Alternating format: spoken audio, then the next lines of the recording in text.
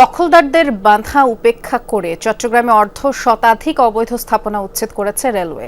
এ সময় দখলদাররা একজোট হয়ে বাধা দিয়ে তীব্র হট্টগোল সৃষ্টি হয় এবং এক পর্যায়ে নিজেরা মারামারিতে জড়ালে বেশ কয়েকজন আহত হয়। নতুন ব্লেন্ডে আরো রিচ অ্যারোমায় সেলন ফ্যামিলি ব্লেন্ড টে।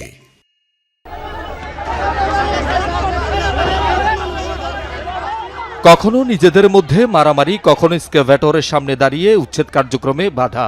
দিনভর এই চিত্র দেখা গেছে চট্টগ্রাম নগরীর সিআরবি এলাকায়। সকালে রেলওয়ে পূর্বাঞ্চলের সদর দপ্তর লাগোয়া জায়গায় অবৈধভাবে নির্মিত স্থাপনা উচ্ছেদে গেলে বাধা দেয় দখলদাররা। হট্টগোল বিশৃঙ্খলা সৃষ্টি করেন। তাদের দাবি, আগাম নোটিশ ছাড়া হঠাৎ উচ্ছেদে মালামাল নিয়ে বিপাকে পড়েছেন তারা। ওরা হয়তো টুয়াই দিছে, আমাকে মারছে।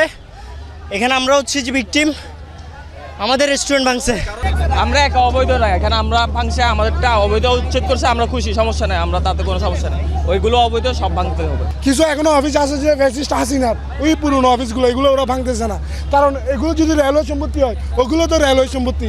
এদিকে অবৈধ জায়গার মধ্যে রেস্টুরেন্ট আছে, এগুলো করতেছে না।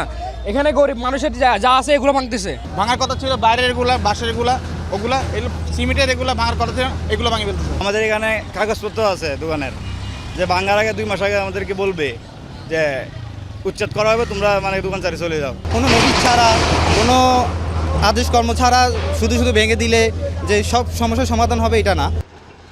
অভিযানে ছোট বড়, পাকা আধা পাকা মিলিয়ে অন্তত অর্ধ শতাধিক অবৈধ স্থাপনা উচ্ছেদ করে রেলওয়ে ভূসম্পত্তি বিভাগ।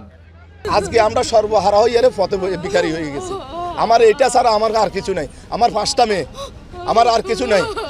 এই দোকানটাতে চলে, আর কিছু নাই, বাড়ি নাই, বিড়া নাই, কত ভাই বা কত চলতেছে। আমরা 6টা ভাই, ফ্যামিলি সহ, আমার বাপ মা সহ, মানে আমরা পুরো পথে নামে গেছি, বুঝছেন।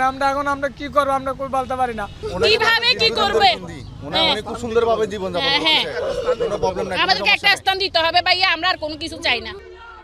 কর্তৃপক্ষের দাবি, উচ্ছেদের আগে নোটিশ দিলেও দখলদাররা মানেনি।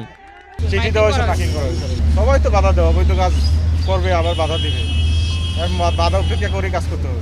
এই পর্যন্ত বহুত উচ্ছেদ করছে, কখনো 50 লাখ দিয়ে ম্যানেজ করতে। শহীদুল সুমন, যমুনা নিউজ, চট্টগ্রাম।